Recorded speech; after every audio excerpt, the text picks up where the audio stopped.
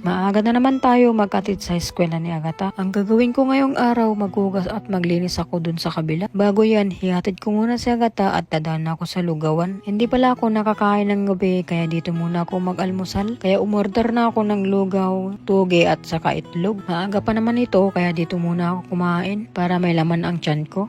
Napakahilig ko talaga lalagyan ng kalamansi yung lugaw. Kaya nakailang piga ako ng kalamansi dito sa lugaw. Masarap kasi sa umaga to lalo na pag mainit pa. At nilagyan ko na rin ng bawang, sili at saka onion links. Tara, kain muna tayo habang mainit pa. Nung pagdating ko dito sa Bulacan, ayaw ko talaga ng lugaw. Tapos niyaya ako ni Kuya Noli dati at yun na, nasarapan din man ako sa lugaw. Masarap din pala pag may halong itlog, tukwa baboy, yun pinakamasarap. Kaya tuwing umaga nakasama ko si Kuya Noli dati, kaya nagluluto kami lagi. Pag uwi ko, nagpakulo ako ng tubig. Dumating na tong in-order ko na necklace. Sobrang ganda tong kwentas na to. Pwede palagyan ng pangalan. Ang kinuha ko pala silver. At ito na yung pinalagay ko ng pangalan. Itong kwentas na to at yung pangalan nilagay natin, hindi na natatanggal yan. At hindi rin mabubura. Kaya sinubukan ko sa kamay, hindi talaga mabubura. Pwede din iligo to, hindi nagkukusaw. Sa may gusto nito, ilagay ko na yung link sa comment section. Meron ka man pagpipilian, gold, silver at saka bronze. Kumulo na yung tubig na peninit ko, kaya magkakape na rin ako. Wala pa si tatay dito, tulog pa nang lumabas ako sa bahay. Kaya ako lang muna yung magkakape dito sa bukid. Mamaya pagkatapos akong magkape, umpisan ko na yung mga gawain dito. May mga hugasin dito na naiwan ng gabi kaya ako na maghuhugas dito mamaya para pagdating nila mamaya malinis na. At ito na, umpisa natin paghugas ng mga pinggan dito. Ililipat ko yung mga hugasin ko malapit sa balon para hindi mapagod, magigib at balik ng balik. At yun na, nagigib na ako ng tubig dito sa mismong balon.